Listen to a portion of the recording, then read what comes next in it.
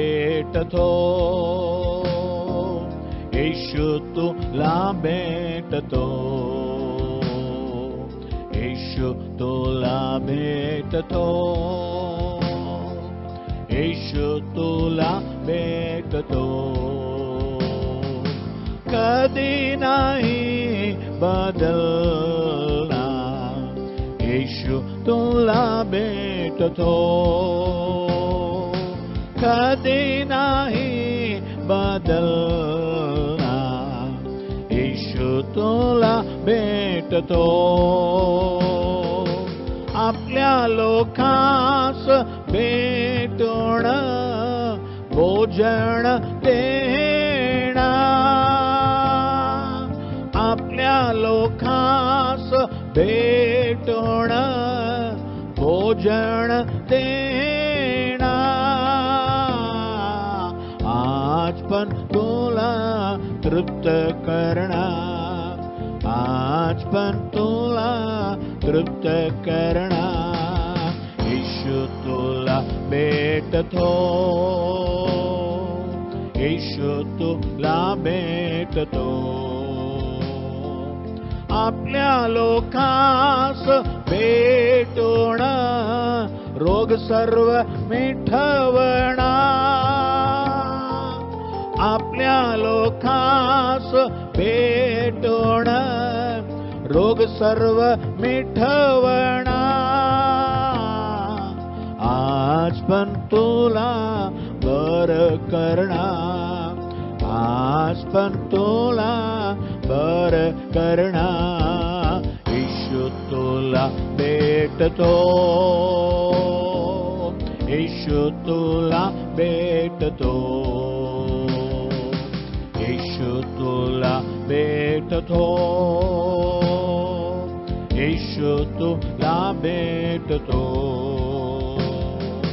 आपल्या लोकांस भेटून अद्भुत करणार, आपल्या लोकांस भेटून अद्भुत करणार.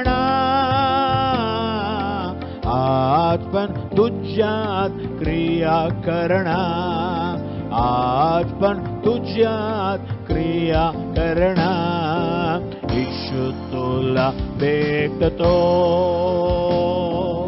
येशू तुला भेटतो, येशू तुला भेटतो, येशू तुला भेटतो.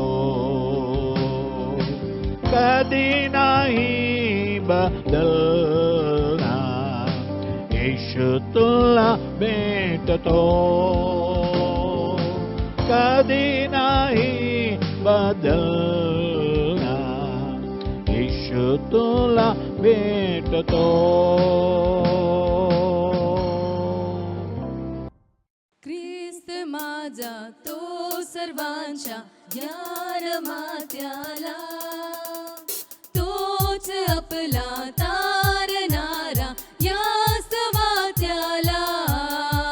ख्रिस्त माझा तो सर्वांच्या ज्ञान मात्याला, तोच आपला तारणारा या स्वात्याला. तो जगाच्या त्रासा पालक मालक या विश्वाच्या, तो जगाच्या त्रासा पालक मालक विश्वाच्या. क्रूसावरती अर्पुनी प्राणा उठला तारा याला.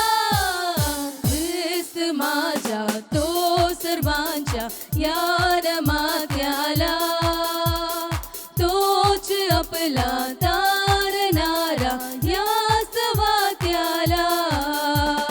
ख्रिस्त माझा तो सर्वांच्या यान मात्याला, तोच आपला तारणारा या स्वात्याला. तो राजांच्या राजा येशू अधिपती या भुवनीच्या, तो राजांच्या राजा येशू अधिपती या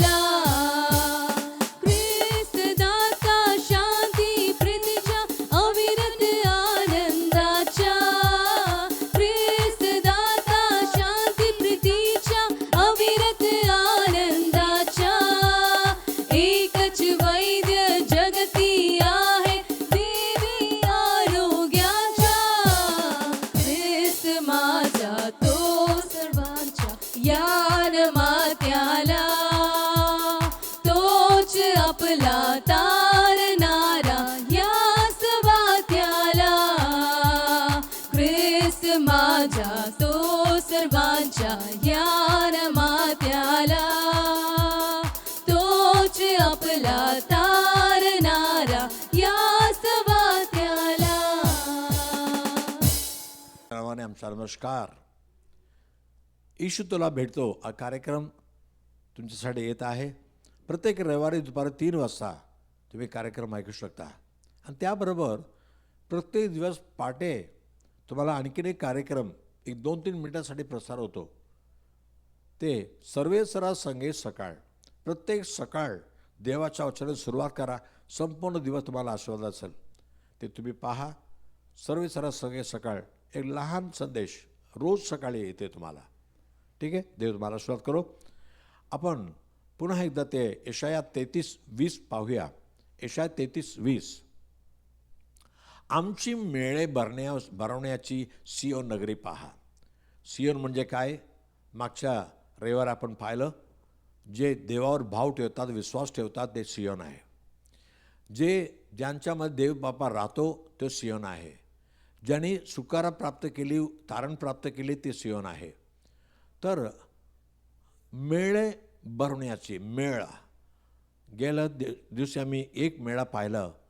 ते देवाचं येशू ख्रिस्त एक कोकऱ्यासारखं आमच्यासाठी कसं जीव दिला ते आपण पाहिलं. आता दुसरा मेळा, दुसरा सण पाहणार आहे. लेवी 23 अध्याय 10 वचनामध्ये.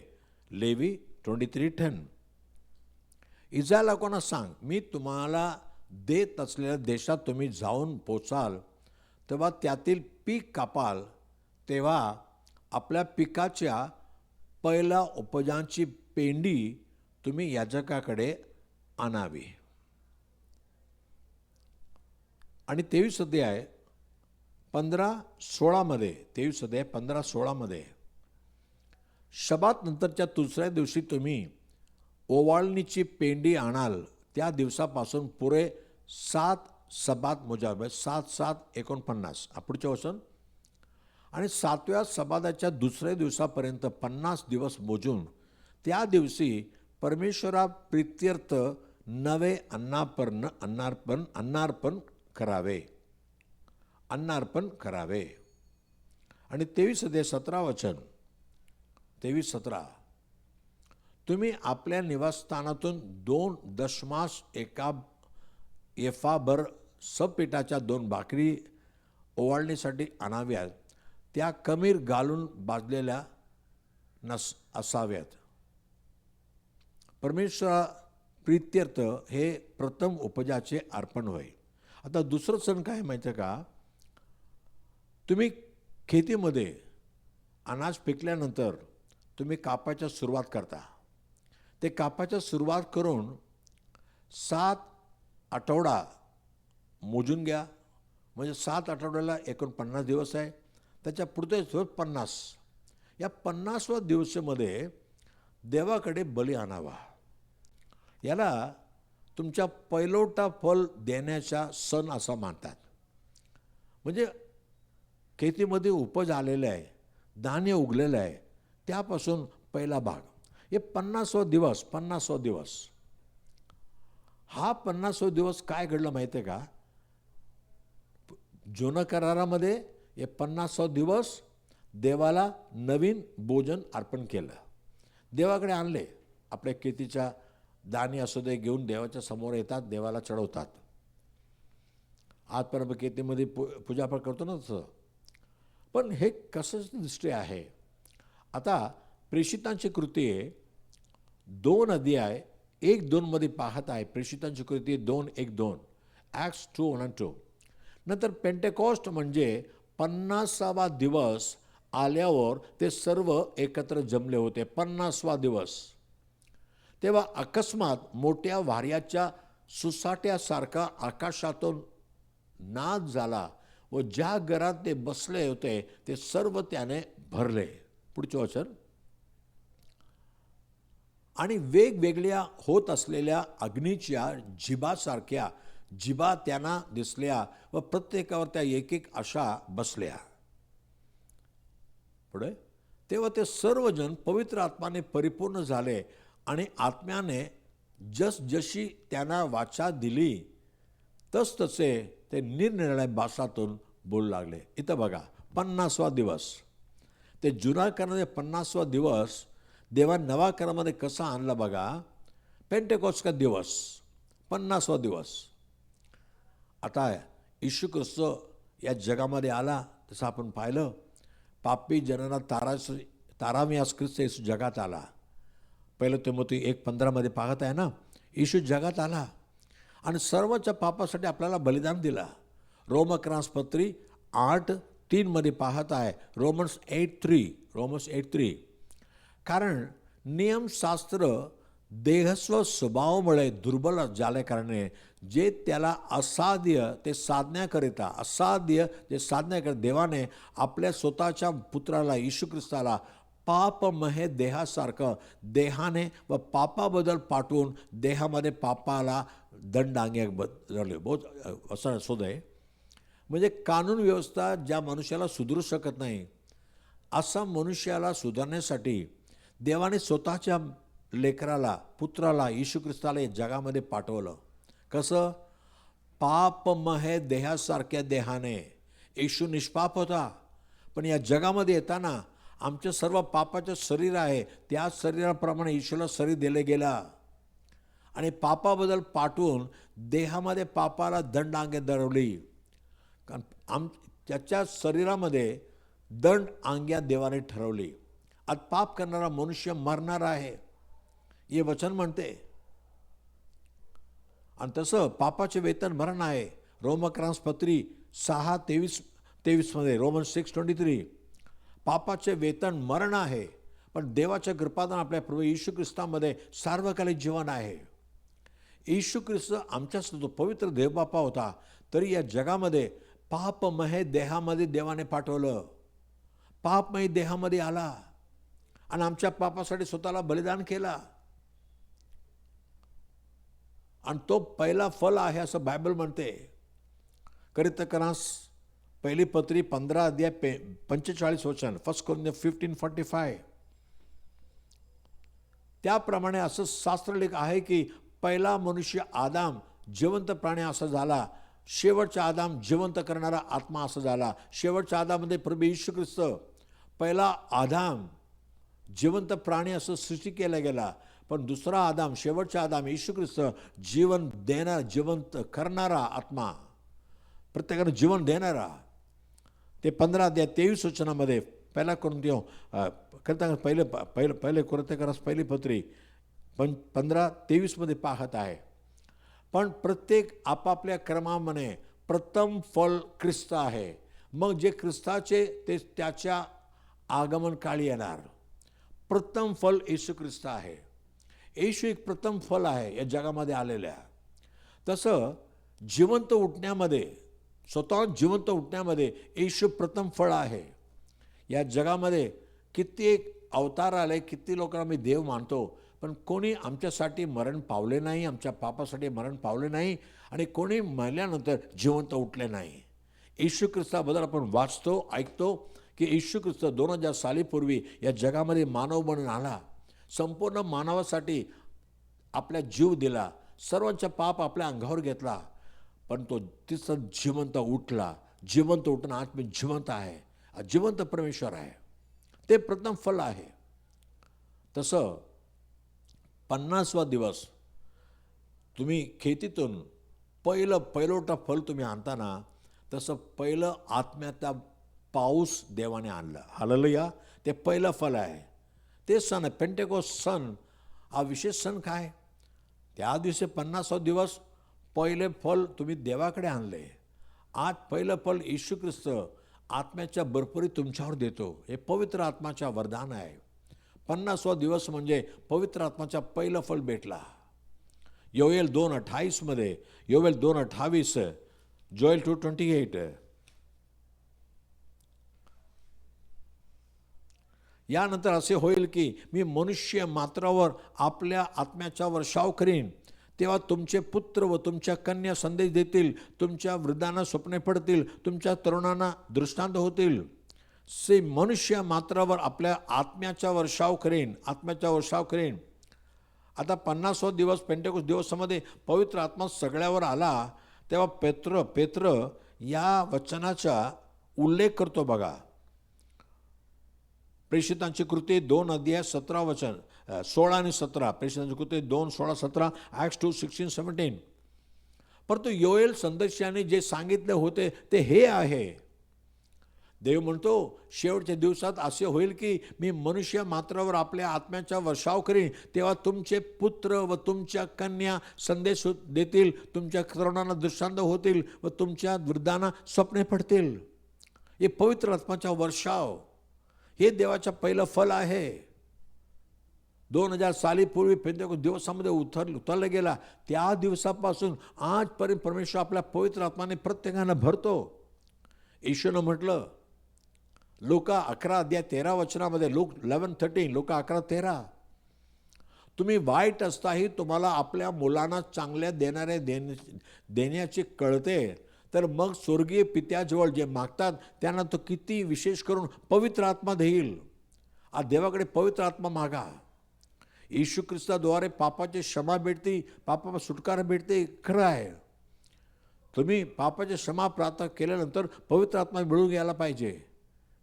प्रेषितांची कृती 2:38, ॲक्ट्स 2:38, 2:38 पेत्र त्यांना म्हणाला, पश्चाताप करा व तुमच्या पापाची क्षमा व्हावी म्हणून तुम्ही प्रत्येक जण येशू ख्रिस्ताच्या नावाने बप्तिस्मा घ्या, म्हणजे तुम्हाला पवित्र आत्माचे पवित्र ध्यान प्राप्त होईल. आज तुम्ही येशू ख्रिस्ताद्वारे तारण मिळवले गेले, पाण्यामध्ये डुबवून बप्तिस्मा घ्या आणि पवित्र आत्म्याचा वरदान घ्या. हे पवित्र वरदान येशूनं म्हटलं. तुम्ही प्रेषितांची कृती 2:33, ॲक्ट्स 2:33, म्हणून येशू देवाच्या उजव्या हाताकडे बसवलेला आहे.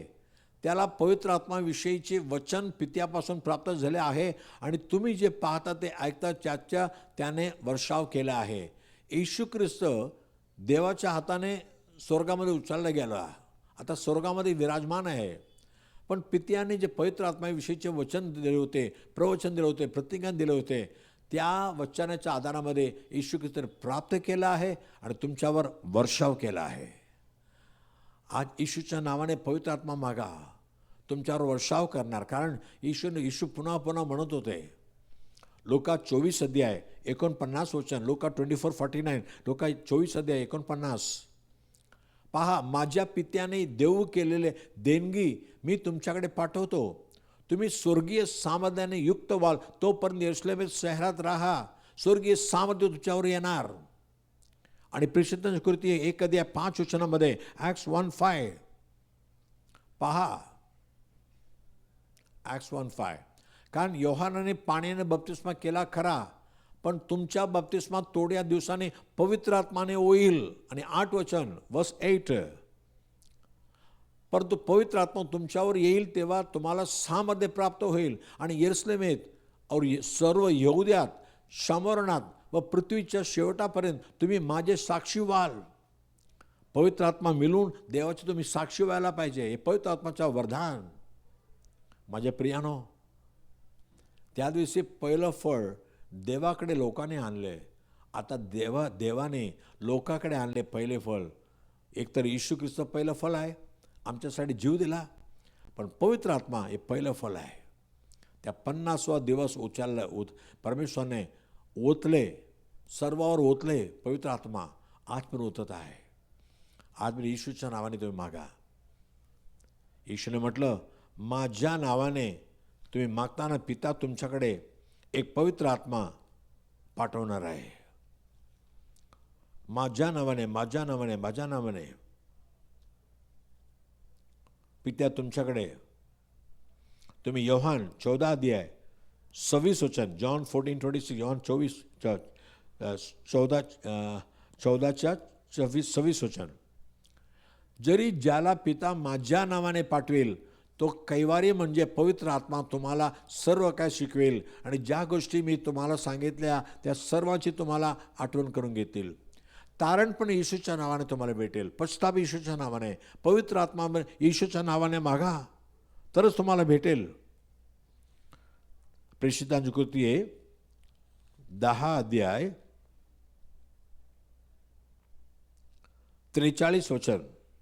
ॲक्ट्स 10:43, 10:43 मध्ये त्याच्यावर येशू ख्रिस्तावर विश्वास ठेवणाऱ्या या प्रत्येकाला त्याच्या नावाने पापाची क्षमा मिळेल अशी साक्ष सर्व संदेश त्यावेळी देतात. येशूच्या नावाने तुम्हाला पाप क्षमा भेटेल. येशूच्या नावाने. येशूचं नाव घ्या आणि येशूकडे मागा. लुका 24:47, लुका 24:47, 24:47. आणि यरुशलेमापासून आरंभ करून सर्व राष्ट्रांना येशूच्या नावाने पश्चाताप व पाप क्षमा घोषित करण्यात यावी. येशूच्या नावाने तुम्हाला पाप क्षमा आहे, कारण फक्त येशू ख्रिस्ताने तुमच्या माझ्या पापासाठी आपला जीव दिले आहे. तुमच्या माझ्या पाप कल्वरी क्रूसामध्ये वधस्तंभातून नेलेलं आहे. म्हणून येशूच्या नावाने तुम्हाला पाप क्षमा भेटेल. आणखी कुठला नाव नाही आहे. प्रेषितांची कृती 4:11 मध्ये, ॲक्ट्स 4:11, प्रेषित 4:11 मध्ये, 4:12 आणि तारण दुसऱ्या कोणाकडून नाही, कारण जेणेकरून आपले तारण होईल असे दुसरे कोणतेही नाव आकाशाखाली मनुष्यामध्ये दिलेले नाही. एकच नाव, येशूचं नाव. येशूच्या नावाचा अर्थ काय आहे? तो आपल्या लोकांच्या पापापासून त्यांना मुक्त करेल, तारण देईल. माझे प्रियानो, येशूच्या नावानेच पापाची क्षमा आहे. आणि येशूच्या नावाने तुम्हाला पश्चाताप मिळेल. आणि येशूच्या नावाने तुम्हाला पवित्र आत्मा भेटेल. पहिला फल येशू ख्रिस्त आहे. आणि येशूच्या आगमनामध्ये येशू पहिला फल आहे. पाहताना पहिला कोरिंथीच्या 15:23 वचनामध्ये, 1 कोरिंथियन्स 15:23, पण प्रत्येक आपापल्या क्रमात प्रथम फळ ख्रिस्त, मग जे ख्रिस्ताचे दे त्याच्या आगमनकाली सगळं जिवंत उठतील. 24 वचनामध्ये, 15:24 पुढच्या वचन, नंतर शेवट होईल तेव्हा सर्व अधिपत्य, सर्व अधिकार, सर्व सामर्थ्य नष्ट केल्यावर तो देवपत्याला राज्य सोपवणार आहे. म्हणजे येशू ख्रिस्त जिवंत उठणारा परमेश्वर आहे, जिवंत उठवणारा परमेश्वर आहे. लवकर येशू ख्रिस्त जगामध्ये येणार आहे. ज्याने येशूच्या नावाने पापाची क्षमा, तारण मिळवून घेतले, ज्याने येशूच्या नावाने पवित्र आत्मा मिळवून घेतले, असं लोकांना स्वर्गामध्ये नेण्यासाठी येशू लवकर येणार आहे. तुम्ही त्यापैकी असायला पाहिजे ना. आज येशूकडे या, त्याच्या नावाने मागे, येशू प्रभू माझ्या पापाची क्षमा कर, मी पश्चाताप करतो आणि मला मुक्ती दे, मला तारण दे आणि पवित्र आत्म्याच्या वरदान मला दे, सामर्थ्य दे प्रभू. तुझे सामर्थ्य ते स्वर्गीय सामर्थ्य आहे, मनुष्याच्या बलाने नाही. देवाच्या सामर्थ्य आमच्या अंतःकरणाला, आमच्या आतल्या जीवनाला मजबूत करतो. आणि येशूच्या आगमनामध्ये आम्हाला जिवंत उठवून येशू बरोबर नेणार. चला प्रार्थना करूया. पवित्र बाबा, धन्यवाद प्रभू. येशूच्या नावाने आम्हाला पश्चाताप आणि पाप क्षमा भेटते. आणि येशूच्या नावाने मागितलं तर पवित्र आत्म्याच्या वरदान भेटते प्रभू. ते पहिलं फळाचा सण होता. त्या 50व्या दिवसामध्ये हे सण तुम्ही तुम्ही साजरा करा म्हटलं प्रभू. पण नवा करारामध्ये हा सणाला तो पवित्र आत्म्याच्या वरदानाचा सण असं दिला प्रभू. आज पण जे कोणी म्हणतात प्रभू येशू माझ्या पापाची क्षमा कर, पापाची क्षमा कर प्रभू, तारणाचा निश्चय दे, पाप क्षमाचा निश्चय दे आणि ख्रिस्त या सियोन नगरीमध्ये येऊन राहा प्रभू. आज जे कोणी विश्वास करून तुला बोलवतात त्यांच्या मनामध्ये घरामध्ये तो राहा प्रभू. आणि तो पवित्र आत्म्याचा सामर्थ्य शिष्य 10 दिवस प्रार्थना केली, त्यांनी प्राप्त केली. पण आज प्रार्थना करतो प्रभू, जे कोणी पवित्र आत्मा त्यांच्या पवित्र आत्मा येऊ दे प्रभू. पवित्र आत्म्याची शक्ती, सामर्थ्य प्राप्त करून ते शैतानाला जिंकावा, पापाला जिंकावा, जगाला जिंकावा आणि एक विजयी जीवन त्यांच्या पुढे यायला पाहिजे प्रभू. प्रत्येकानं आशीर्वाद कर. आणि जे काय आरोग्य आहे, रोगी आहे त्यांना आरोग्य दे. जे संकटामध्ये त्यांना सोडी प्रभू. कष्टामध्ये, बंधनामध्ये येशूच्या नावाने सुटकारा होऊ दे. कारण पुत्र येशू सुटकारा देईल तर खरं तुम्ही सुटकारा भेटेल. प्रत्येकाला सुटकारा दे प्रभू. आणि आज जे कोणी म्हणतात मला पवित्र आत्माचं वरदान पाहिजे, येशूच्या नावाला मागितात, पवित्र आत्मा तू त्यांच्यावर ओत प्रभू राजा. प्रत्येक दर सामध्ये येऊन उतरू दे. जेथे कुठे आहे पवित्र आत्माच्या भरपूरने भर प्रभू. आणि प्रत्येकानं तुझ्या साक्षी म्हणून उभा कर. त्यांचं जे काय गरज आहे पूर्ण कर. येशूच्या नावाने सर्व आशीर्वाद त्यांना भेटू दे. येशूच्या नावाने मागितो म्हणा एक प्रभू राजा. Amen amen. God bless you. पुढच्या रविवारी दुपारी 3 वाजता आपण पुन्हा भेटूया. आमेन.